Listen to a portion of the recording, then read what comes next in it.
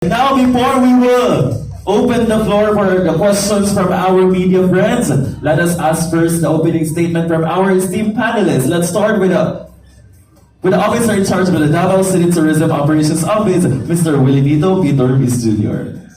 Hello, mga Madayaw. Again, dagang salamat ug may punta sa tanan. First, I would like to say thank you to Akasha Hotel for hosting today's media lunch. No? Dagang salamat kaayo Akasha Hotel for bringing Kadayawan here sa Akasha. No? And again, no, sa itong mga deputy mayors, dagang kaayong salamat. Kaganyan, ingon si Dep og super best. Actually, this year, kung ano i-question ninyo ni siya.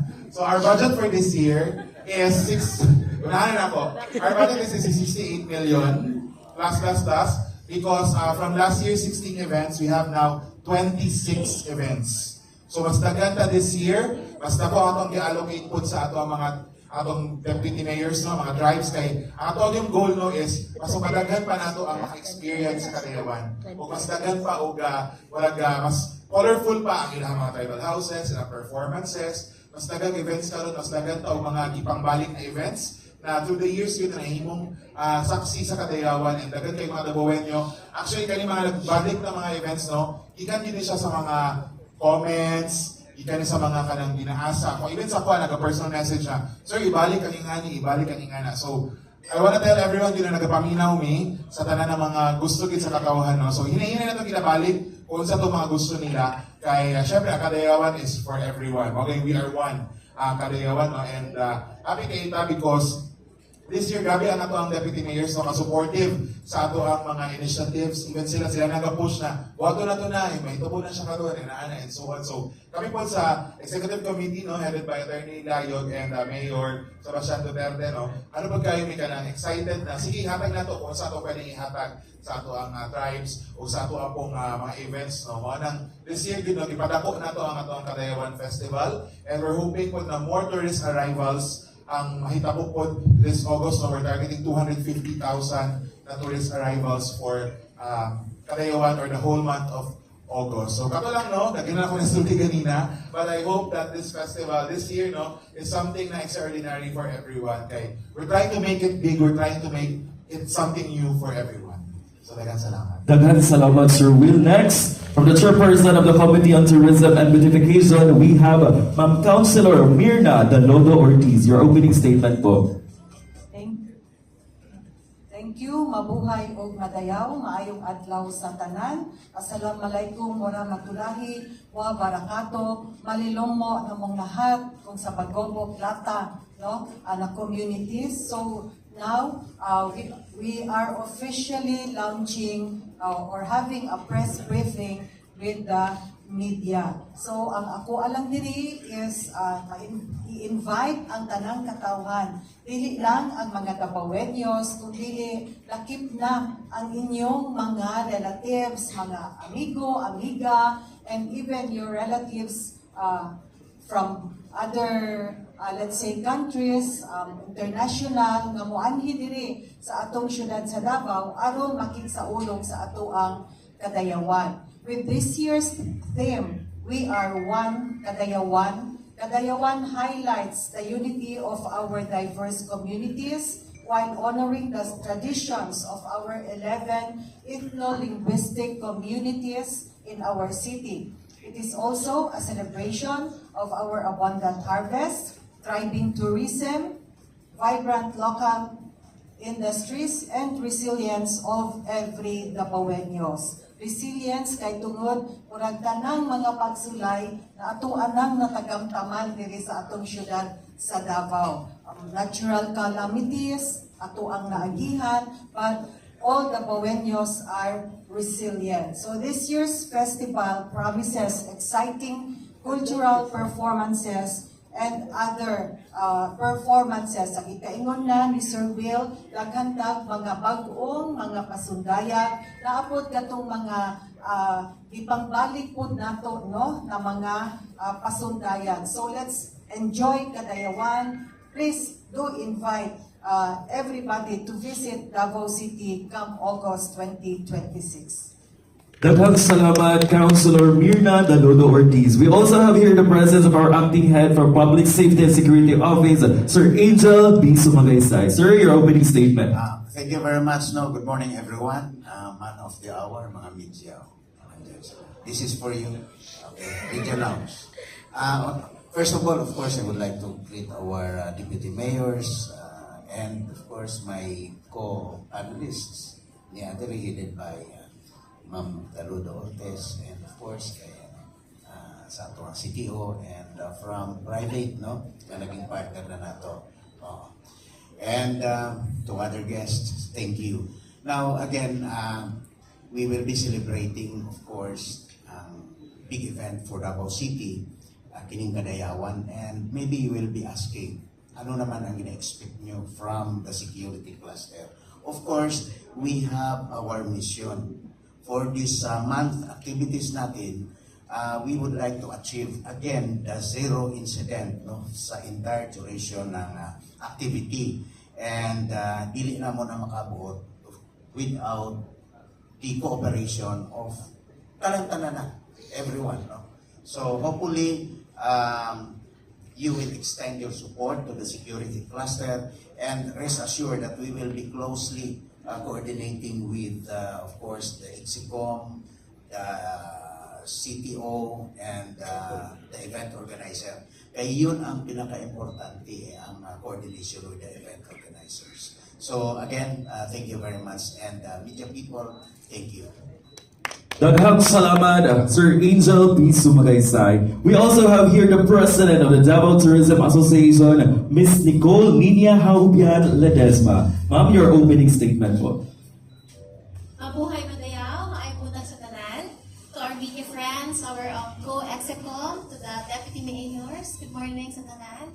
So once again, it's the King of Festivals, it's Kadayawan. Happy Kadayawan to all.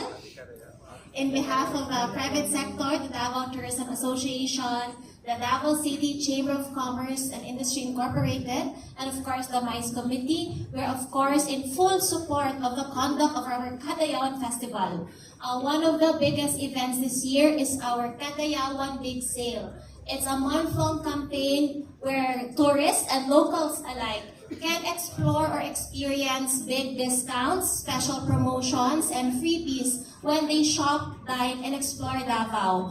So in behalf of the private sector, we are inviting everyone. Again, not just tourists and guests, but more importantly, kita mga Davaoenyo, to also go out, explore, and enjoy our festivities. Daghang salamat. Daghang salamat, Miss Nicole Nina Haubian Ledesma. Daghang salamat. And now, we open the floor for your questions. Kindly raise your hand, state your name and media organization before asking. We will be accommodating 1 to 2 questions lang po per media outlet. So, sino gusto mauna? Yes, we have from Radio Pilipinas, Ma'am Sheila Lisondra.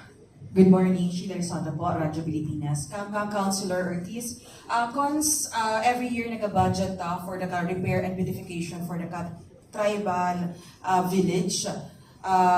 Kumusta po ang plano sa Konseho to institutionalize ani nga to ang village po, Cons? Actually, this is a collaborative effort between the executive and the legislative. So right now, we are in the process of ginatrabaho na ang atuang cultural village. So we do away with the tribal village na terminology. Yes. So makita nato na or mahinumduman ninyo na last year nag-ingon ko this should be institutionalized. So we are in the process of institutionalization. Meaning, i-prepare nato ang atoang mga infrastructures and even our 11 cultural communities before we institutionalize and make necessary legislation. Right now, dili ta makaingon nga kay karon Kadayawan ato na sa gipagwapo, but since 2025 after the Kadayawan, padayon na siya. Dili bare ang atuang cultural village kay tungod daghan gihapon tag mga bisita nga nagaadto dito experiencing the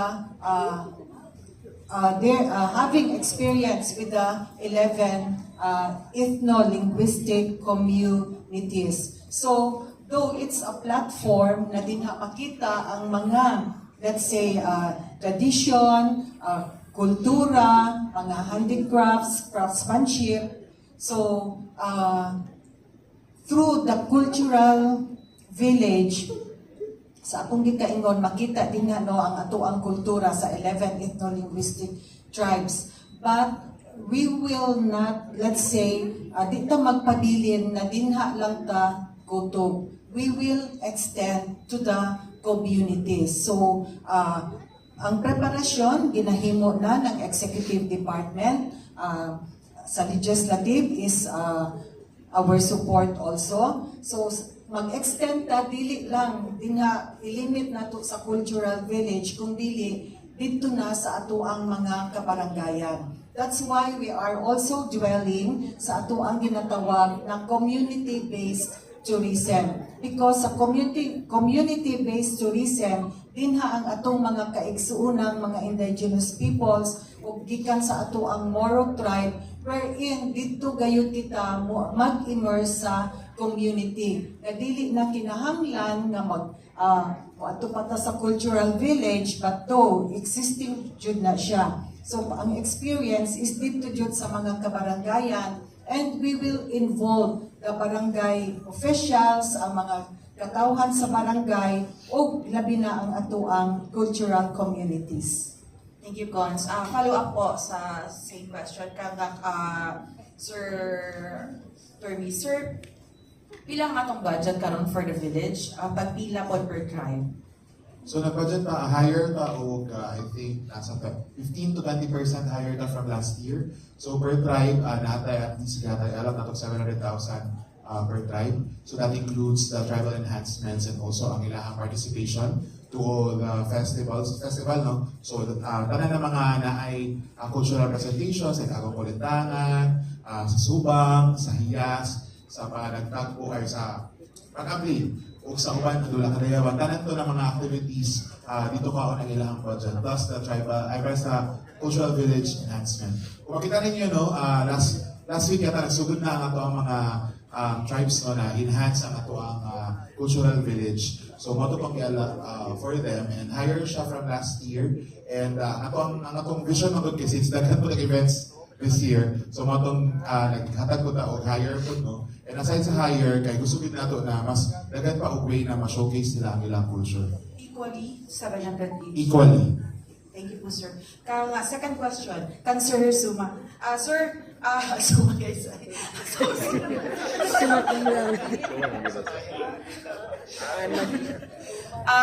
In achieving the zero incident po, sir, security deployment po natin, sir, kumusta pila? Yes, no, for the whole duration, we are preparing at least 19,000 integrated personnel. At least we have that 700 plus per day. No, so identified naman siya. Nating deployment from the region po. We are expecting that, of course, may augmentation from PRO 11 and 10th ID. Thank you, sir. Thank you, Sai. Thank you so much, Ma'am Shi. Next.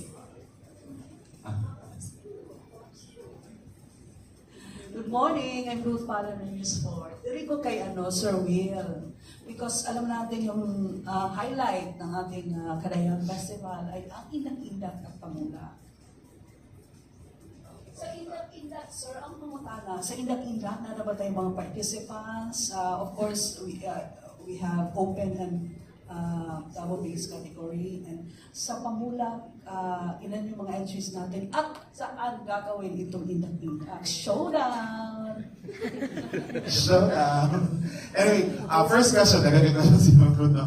First question, we have 10 for open category. So we have from Alegria, Sarangani, Pantucan, Davao de Oro, Tarragona, Davao Oriental, Mainit, Surigao del Norte, Asuncion, Davao del Norte, Mati, Davao Oriental, Capalong, Davao del Norte, Bistic City, Surigao del Sur, Santo Niño, South Cotabato, and Pulumulok, South Cotabato. So mo na ato ang entries for the open category. So nagkalain-lain ng mga municipalities and cities no diri sa Mindanao. Ug sa ato ang school-based category na atay 5 for this year. So we have Daniel R. Aguinaldo National High School, Lapu-Lapu Elementary School, Don Enrique Bustamante National High School, Santa Ana National High School, and San Roque Central Elementary School. Kung mapansin niyo medyo nag-decline ang ato ang school-based because I think nahiga karon na ruling ang DepEd na katugan ni lesser time ang mga estudyante sa eskwelahan because of what's happening po sa atong violence no recently napakita po. So medyo limited ang ato ang mga schools good na nag-participate. Actually naingon ni sa amo but nag-encourage din yung school niya to yung mga eskwelahan at yung DepEd no. Nag-encourage din ako sila kay to be honest medyo challenging ang sa school-based good because of the ruling. I don't know if it's a ruling or internal siya na arrangement no na less good time ang mga estudyante sa school para wala na po yun makaulit na diretso sila mga panimalay. So kato 10 for open category and 5 for school-based category. For Pamulak, August 7 pa atong deadline. So right now, naalam tayo ang nagpa-register sa ito, mga almost 10 pa lang. Pero normally, pagka August 7, pagpunta sila mag-submit tanan. Pero daghan kayo increase sa amuana mo attend this year. So we're expecting na mas taas pa ilang number. No? And medyo gamay pa man siya because August 7 pa atong deadline. For the location, sa ito ang Indak, we cannot confirm or deny.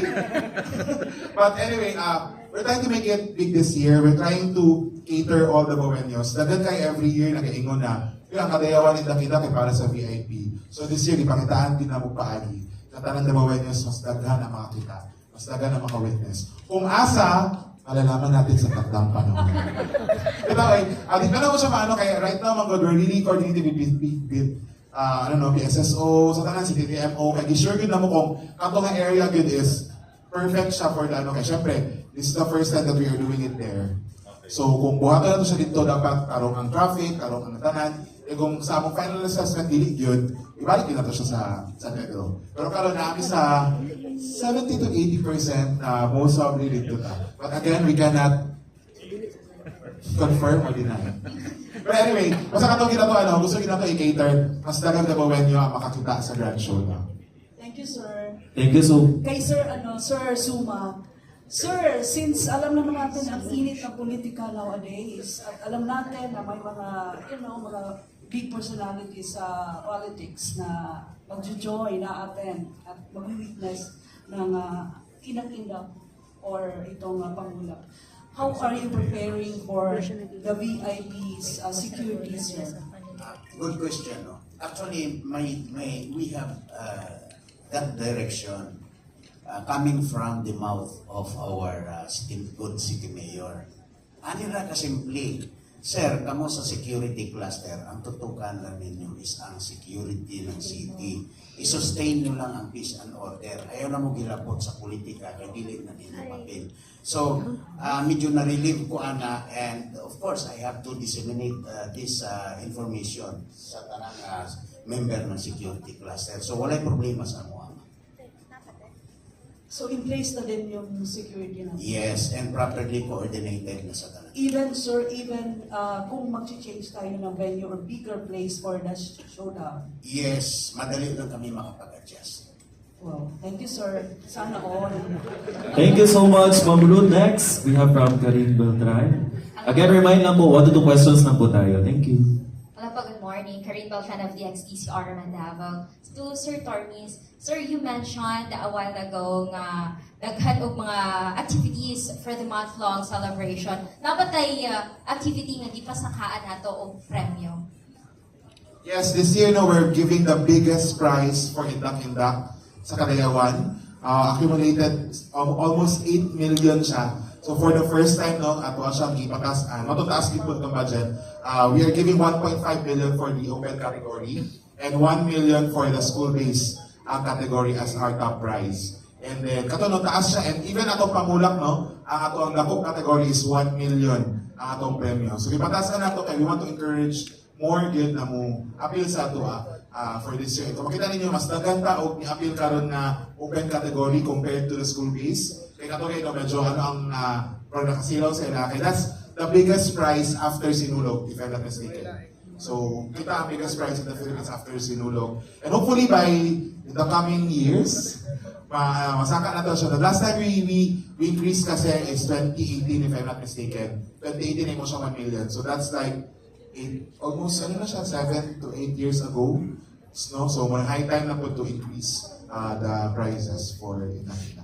Wow. Thank you po, Sir Termis. To Ma'am Nicole, Sir Termis mentioned a while ago po na 250,000 na po yung mga possible guests and tourists natin. How are we preparing sa private sectors on this matter po? As always, the private sector and tourism industry here in Davao remains to be resilient and thriving in spite of everything that is happening around us, as mentioned earlier in other media friends natin. In terms of room count, as of date, ang latest report ng DOT-11 for the whole region, we have about 8,800 plus rooms in the region. So that means Davao City and the other provinces. But what's nice is that when our tourists would visit Davao, they also get to experience our other provinces para mas makita nila ano pa yung meron natin. And that number doesn't even take into account yung mga hindi pa accredited at yung mga self-stat accommodations natin tulad ng mga apartments, mga Airbnbs and inns. Thank you po. Sir, just a clarification. So are we 100% ready for the Kadayawan 2026? Again, ganyan 70 to 80% para doon na to ang venue, no? Sa venue. But siguro kung readiness, we're really preparing and giving our best to give the best for Davaoenos. And siguro from araw ng Davao and Duao, na makita ninyo ang changes na itong gibuhat, nag-try din natin itong best, makita ng more sectors, more people. So, kung po ang Kadayawan this year, now we want it not just big, but also mas daga na malipay. Kay more than the festivity, gusto na mas daga na maka-join, mas daga na maka-participate. Thank you so much, Ms. Karin. Next, sir. Hi, sir. Mabuhay Manayaw. My name is Molon from ABS sa FM News Davao. So this question goes to Sir Termis. Sir, this will be your first Kadayawan as the new head of CTOO. And sir, what is your vision for Kadayawan 2026 and anong kaibahan nito last year as Gen Z? As a Gen Z, as you can see our logo, medyo ano siya, no? It's a shift from the usual na itong logo. And actually, kami na my team, sa una to, wala pa ako sa TO, kami nag-create good for logos since 2023 for Kadayawan. Pero mapansin nyo this year, no, medyo dilayo kita from the usual na how we want to showcase. But nag-same tag fun, but nag-different tag approach in showcasing the creative visuals na kung. Kaya sa ito na nag-diamond, the logo, not the usual na katong landscape. We're not going to landscape version because that's the usual Kadayawan logo. No? A big difference, kung yun no, is this year kay tungod active, patanan pa daw po, so mas aktibo pa, mas dagan kong mahuna-unaan. So makita niyo, dagan activities, dagan mahuna-unaan, dagan ka ng gusto na siguro buhaton, kanang kitang difference. And also, I would like to take also this opportunity, kaya mapansin niyo itong theme na is, We Are One Kadayawan. Actually, kung sa mga media friends na to, in 2016 or 2015, if I'm not mistaken, we used it sa ABS-CBN before as our tagline for the Kadayawan special live coverage. So we are one Kadayawan before, and then since part ko ato no, pasalamat ko sa creative team no ato, and karon no gibalik na ko siya, or in a way na ako siya gi-introduce sa city na mismo, because I believe na it's high time good na to shout to the world na nagkayuusa gid mi karon sa Kadayawan. Hindi lang sa Kadayawan, sa tanan ng mga activities nato. So katulo atong ginapangikamutan na mahatagin nato ay mas daghan ang malingaw o mas daghan ang makatan-aw sa Kadayawan. Okay, thank you, sir. For last question, sir, what are the top 3 highlights that both Davaoenos and tourists should look forward for this year's Kadayawan Festival? Top 3 highlights. Number 1, Indak. We're bringing it to a new venue, hopefully. Bigger prizes also for Indak. Second, no, is ang ato ang subang sinuganan. Actually, kanya ako ang ginaano po sa mga web na gusto gina mo siya ibalik kay ako dati sa ABS, ako na media ko. Mumatagid may galasing ko sa kadlawon para mo sugat ang tawag na before gani kay nagod na coverage and kanang gimingaw ko ato nga time na katumagod ang murag sugod yun sa Kadayawan. Ingon po sila dep sa una na napaday ka ng murag katong saba-saba sa kadlawon, pamukaw sa Kadayawan. So sige, try na to next year, magpamukaw sa Kadayawan punta. Ihanda ko sila, try na mo balik tong how we wanted the celebration before, no, but without also also take in consideration ang ato pong era karon, ang ato ang season karon, no. So kana to ginabuhat na efforts. And the last one. Count din si sir. Ang last one, siguro ano sir, sa totality of the events, no, karon kay i-maximize nato siya, nag-adto ta sa mga malls, dati ato mga activities, either Rizal Park, Magsaysay, ano lang, karon i-adto kita sa mga malls, ang adto ta SM for Hias, adto ta sa Abriza for Sayaw Kadayawan and Agong Kulintangan, ug adto ta for Tunog Kadayawan sa MTS Tapuan. So mapansin ninyo, tuyok kita. And ang atong Kadayawan school tour headed by our Hias sa Kadayawan, no? Nagtuyok-tuyok ng mga eskwelahan all over the city, nagsugod na tong July. So we're really trying to bring Kadayawan to the people and Kadayawan also nearer to them. And thank you so much.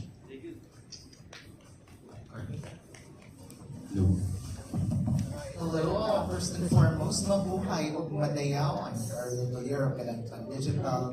I'll just give two questions naman. So, to Sir Will, my first question is, since now na nag-rebrand for this year's Kadayawan logo, are there any expectations to feel the vibe with that logo for this year? And if there are any rebrands for Kadayawan next year or Araw ng Davao next year, what is also the expectations for our Davaoenos and non-Davaoenos? And also my second question is either both of you, Ma'am Nicole and Sir Will, since dagsa naman good with the addition of the hotels that are yet to be open, of course, will it suffice for our visitors to join the festivities? And although that some, if not all, are fully booked, will they have the experience to enjoy the celebrations of the Kadayawan Festival for August?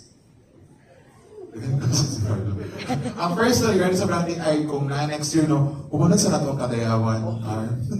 Kaya actually, overwhelming siya after luaw, Kadayawan dahil, or hihinga lang ko, diretso na ano. So, mas obvious na pa. So, dagan pa kaayo. But expect no na since medyo malikot ang ako ang mind, so really trying to try new way of showcasing the Davao City without discrediting Davao City, the icons, the tribes. So wala nang importante to bring na ma-present tanan na gihapon. And kanino ang siguro sa tanan ng mga sa visuals no nato for the festival all over the events no sa August. Mas ano siya, mas siguro makita ninyo ang atong balik sa kagikan kaning ato ang gina-flash karon. Mas kana atong gina-highlight. Kaya we want to focus din sa atong 11 ethno-linguistic groups na sila gyud ang highlight ani nga festival. And katong second question nimo regarding sa nakalimot na The hotels. Hotels. Si Miss Nicole ang perfect person to answer. Buhay Madayaw, so as mentioned, we have new hotels opening within the year, so that means that would also increase the room count in Davao City alone. So as mentioned, we have enough hotel rooms because even before Kadayawan, we have been successful in hosting big events, conferences, corporate events, and even sporting events, Ironman, Conrad, and etc. So the total room count again included, but and again we need to consider yung mga self-style accommodations natin, mga condos, inns, and those in Airbnb. So therefore, there's enough accommodation for our tourists who would be here in Davao for Kadayawan. Thank you. Mic check. Thank you so much, Carlo. Next. Good morning po kay Sir Willenito Tormes. The Pangulap sa Kadayawan or the Floral Parade is one of the festival's biggest highlights. Mga tanong ko, sir, if katulong gina-target ninyo na venue for the Indak-Indak sa Kadayawan, mga sa bato ang venue sa kung asa i-display ano to mga floral of clothes? No, it's different. It's a different venue. So lahi ang ato ang pamulak na display, lahi po ang ato ang Grand Showdown. Oto kanya di ba din ko na daghan ta og mga this year or di atuan ang mga era. Gusto na to kasi asa sa mo ato sa Davao kay ma-feel na Kadayawan. So mo ato ang gusto i-target na this year. And kato siguro I think ma-question po siguro mo later na regarding the fuel, kung masaka ang fuel and everything. So the IATF for energy nag-monitor ta 24/7 no kung saan lagay po sa ato ang fuel, no? May fuel increase, karon nag-increase kahapon. So ginatry din nato ang gina-check nato from time to time. Kaya I think kung makita niyo sa mechanics, no, nata dito na if ever the fuel increase or fuel prices, no, pakita mo extend siya. Kaya basi mag-encourage ta sa ato ang mga vehicles na magamit, ay mga contingents na magamit ng electric vehicle na lang for pamulak. So kato-ato ang ginatanaw. Karon encourage pa lang siya. So hopefully dili magpadayon og mag-increase man o kay kato kinalikayan kay syempre we wanna promote po na ang atong festival dili po siya kanang maano og sa mahilabtan ang ato ang business na po sa floor. Second question po, sir. Makita na to sa itong official logo, usa dara kay ang waning-waning. And it's also one of the symbols sa Cagayawan Festival. Pero, mostly sa mga tao karon, rare na lang yun kayo nila makita ang real na waning-waning. Sa ba atong status karon, sir, sa waning-waning? Ganun sa Davao City.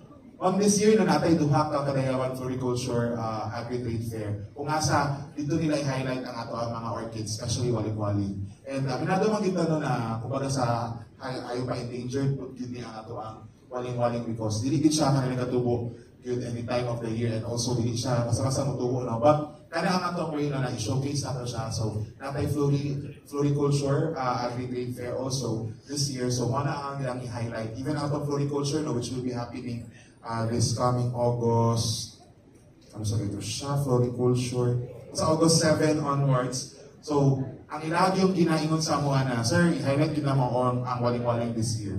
So, katuan na to ang ipangitaan ng way, no? And kung makita ninyo, gikan sa Motiana Davao, Reyna Davao, even karo sa iya sa Cagayawan, ang focus sa mga portraits sa ato ang mga pageant kay ang waling-waling. So, it's one way of also promoting the flower.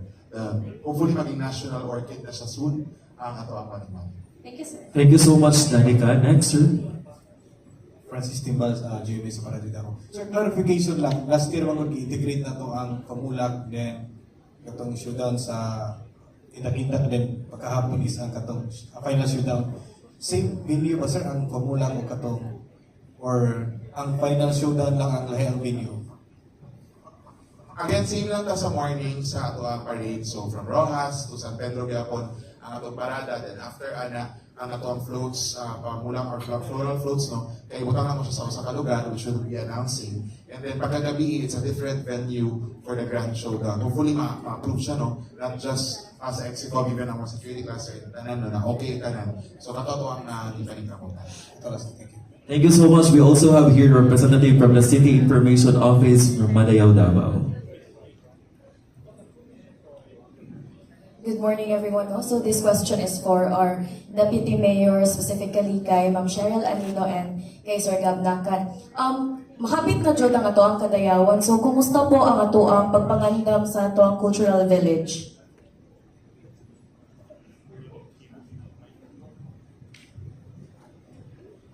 Mayong buntag again. Actually, all deputy kasi wala pa'y July, nag-brainstorm na ingon ana mga sa almost basta padalong na gani Cagayawan, mahumana ang Duaw Davao. Actually, kung Duaw Davao pa, nag-brainstorm na mga DM, nakulitan na si Sir Will sa mua. Sorry, Sir Will.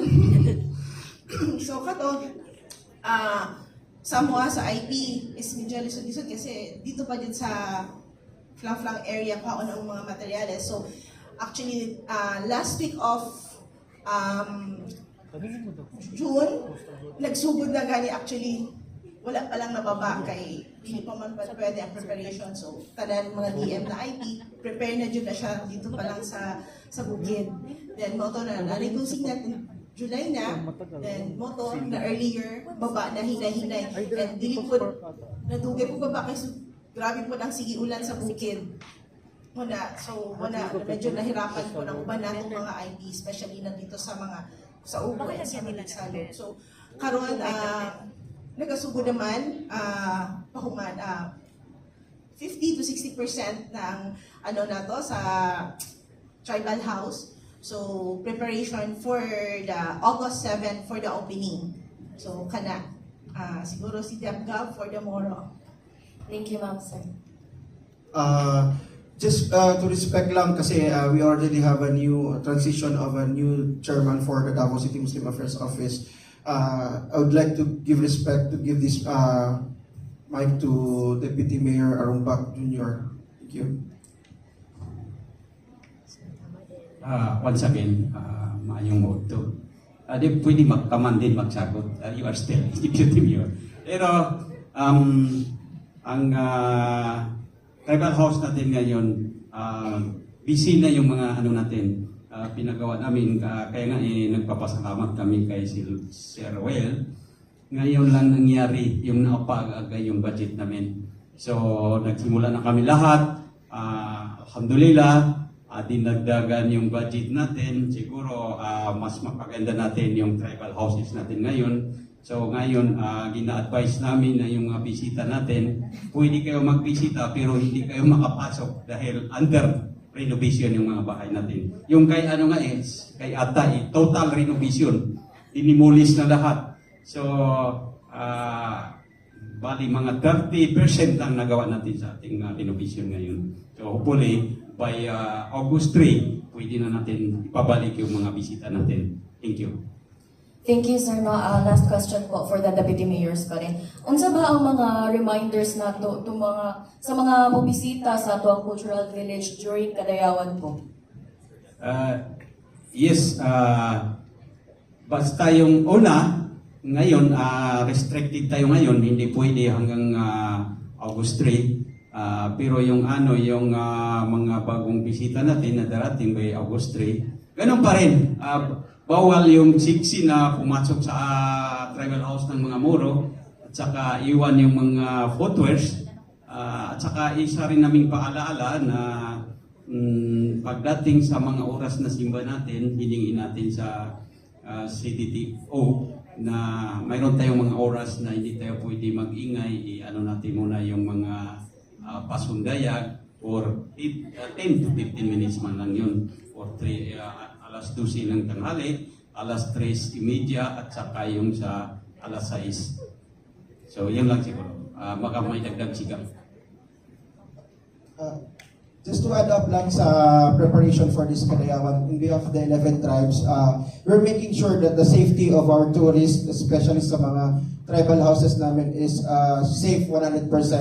And also with coordination with the peace and security, of course, headed by Sir Injan Sumagaysay, we'll make sure na pagsunod ninyo dito, safe dito ang tanan, and wala na mo yung una-unahon kundi mag-explore, magpa-picture, magpa-selfie, and of course, a coordination and a good collaboration with Sir Will, expected this, nakailabi pasensya gamay kay napamata sa renovation period, pero hopefully, it will be grandiose din siya na worth it yun pag-antos nato na dili sa taka-visita kay tungod sa safety and durability sa to mga balay. So kato lang, I hope everyone will expect better and more grandiose Kadayawan this 2026. Thank you.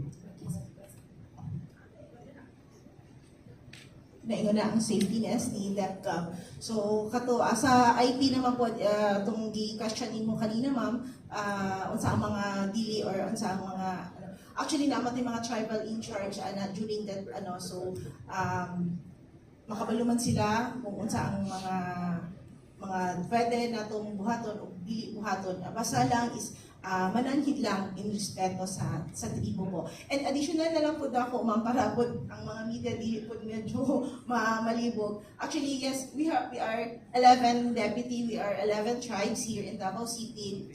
Naatay chairman sa ato ang Moro tribe, which is karon si Dep Arumpak na, and stay lang gihapon si IP, si Dep Anino. So, ang sa Moro and IP na siya, ma'am. Pero maingon ka sa 11 tribe, ang amuang chairman is po si Deputy Gabriel Nakan, and ang vice chairman is still si Deputy Anino lang gihapon po. Yours truly. Kato lang po. And magang salamat. God bless. Thank you po. Thank you so much, Ma'am Jesumay from the City Information Office. We only have 3 questions na lang po from media outlets. Ikaw, sir, and the last, Ma'am Jandy. Thank you. Kay Sir Will, parang pa kay na-intriga ito yung isulti kayo na ano. Gusto lang ang reveal ka sa daw kung saan pero dili na mo question, sir. Kumusta ang Kadayawan all over the city? Ang Kadayawan all over the city, sir, no, kini atong gibuhati. every year din kaya ang mga establishments, prepare din sila ka ng mga kadayawan nilang activities, no?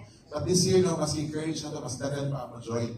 Una ang kadayawan all over the city. And to be honest, kini kadayawan all over the city, no, kay ikan siya kay benchmark magkukos sinulog last January. And pag ato ginawa sinulog, no, everywhere ko mo ato kay na-enjoy ganap sa sinulog. So, auto ako gina-encourage at tanan, no, na hinatod ta ang effective for kadayawan. Mas dagan pa na mga establishments ang mo join sa celebration, mas dagan pa ang mo participate. And kini ato ang sugod pa lang siya, hopefully next year na mas makadako na to atong kadayawan all over the city. Mo hinanap ko lang title na to because we want everyone din na experience ng kadayawan, mas iasa man sila sa syudad. Appeal mo din ang public utility vehicles. Barangay and barangay o ang mga tourist establishments ang ato ang focus this year. So hopefully next year na ma-appeal na to. But in-encourage siya to at tanan no, na mo participate in it. Okay, thank you, sir. Thank you. Thank you so much, sir.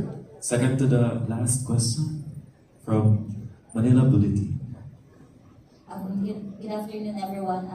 Anyone could address this or answer this. Ivy the head of Manila Bulletin po. There were comments or feedback from the previous events, festivals in Davao City that some of the activities had lower public participation.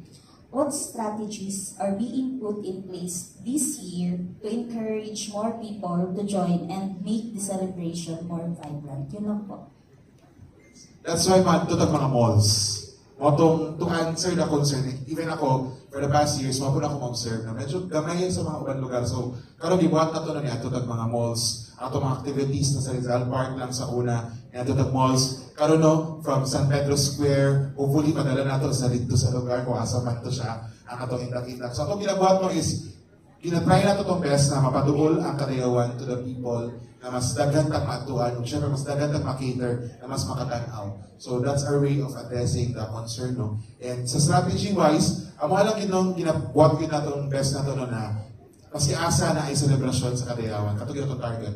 So mas asa sa mato sa city na ay ganap, and happy kay sa private sector no, kay very participative gid sila. Labi na to mga malls na nag-encourage gid sila sa amo na, sir, tagay mig event diri, tabangan mo na mo to make it happen. So kato no, and also ato ang mga hotels also grabe po ang participation nagyatag sa ato for this year. So pasalamaton kita kay kining ato ang kadayawan is not just created or organized by the city, no.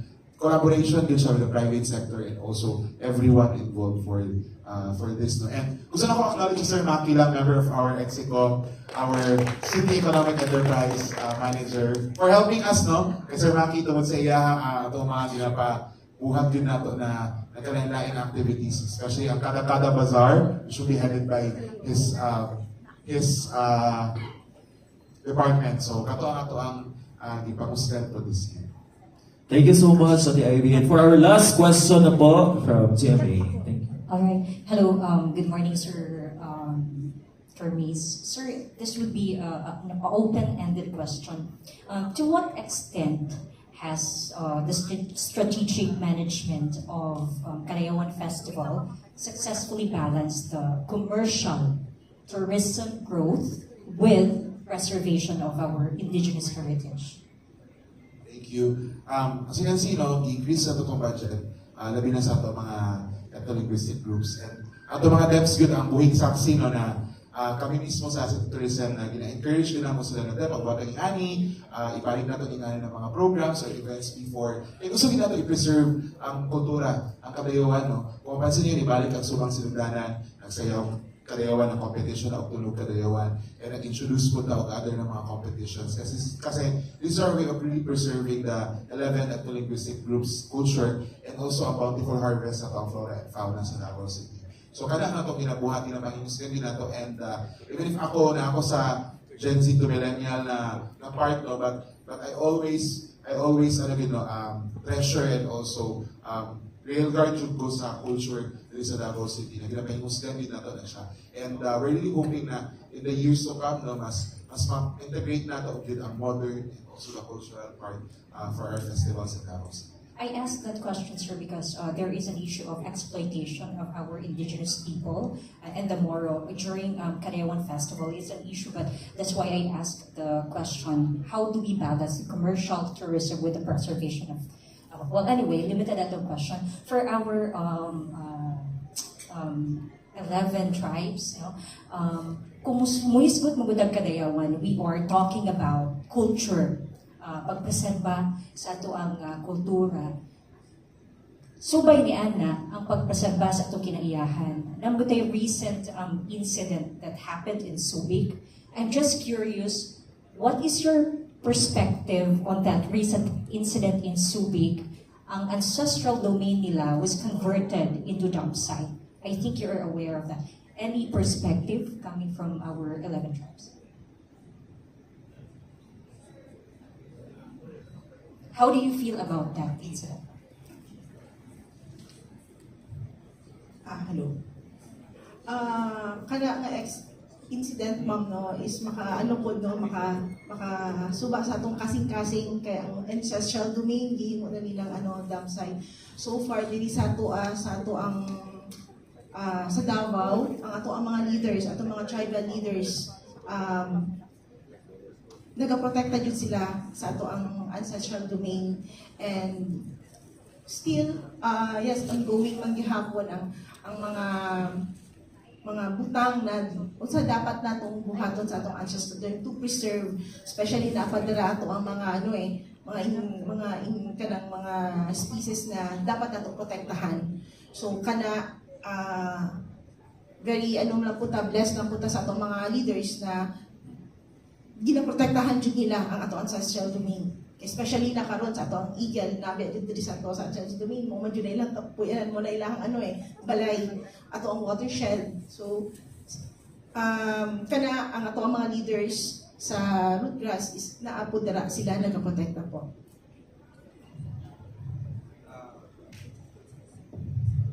Hello? Okay.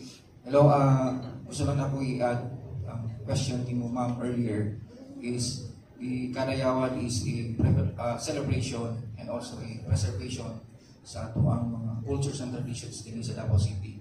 That's why we are very grateful sa City Government of Davao because the City Government of Davao is very supportive and we gave us the platform kung saan na mo i-showcase ang among cultures and traditions. So, gusto lang na ko doon ang gingon ni mga exploit.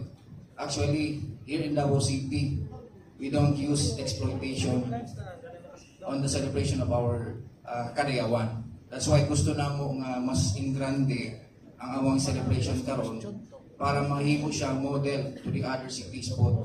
So, sa issues about sa kaning ancestral domain, actually wala tayo issues din sa Davao City.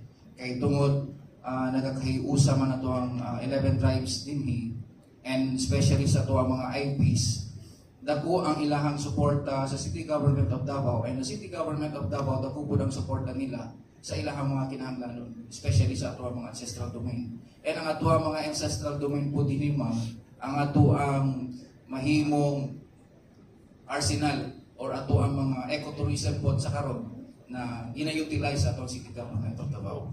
Thank you. Thank you so much to our 7 ethno-linguistic tribes. Sa Davao, ma'am, wala kaming nakita na nangyari exploitation sa mga tribes. Although minsan, mayroon tayong mga pagkukulat, pero napupunuan din. Hindi namin dito na-experience sa Davao. Kaya nga, nagkaroon tayo dito ng noon, tinawag na 10 tribes, 1 vibes. Walang nangyari exploitation sa ating mga tribo. Kaya nga, nagkaroon tayo ng mapayapang city, tinawag na Isang Paraisong City. Salamat. Ladies and gentlemen, as much as we would like to cater more questions from our media friends, but our time is not giving actually. So this time, we will now proceed with our closing statement. Let's start with the President of the Davao Tourism Association, Ms. Nicole Nina Haubian Ledesma. Mabuhay Madayao, my Butas Nalan. Once again, thank you to our media friends for being with us this morning because we are really counting on you being our partners in not just promoting Kadayawan but really shouting about it and encouraging not just our guests and tourists but kita, mga taga-Davao, mga Davaoenyo, to really go out of our houses, enjoy the festivities in the malls, in Rizal Park, visit the cultural village, and get to know more and appreciate our 11 ethno-linguistic tribes because of course that's really one of the things that really make our Kadayawan Festival unique. So happy Kadayawan, daghang salamat sa tanan. Daghang salamat, and now let's hear from the acting head of the Public Safety and Security Office, Sir Angel B. Sumagaysay. Hello. Gusto lang, no? Nahatag naman ang maraming side. But anyway, thank you very much. Again, let's enjoy the Kadayawan 2026. And don't forget to embrace always the culture of security. Thank you. Thank you so much, Sir Angel. And now, from Chairperson of the Committee on Tourism and Beautification, let's hear from our closing statement of Councilor Mirna Dalodo Ortiz. Kadayawan is more than a festival. It is a catalyst for tourism and economic growth.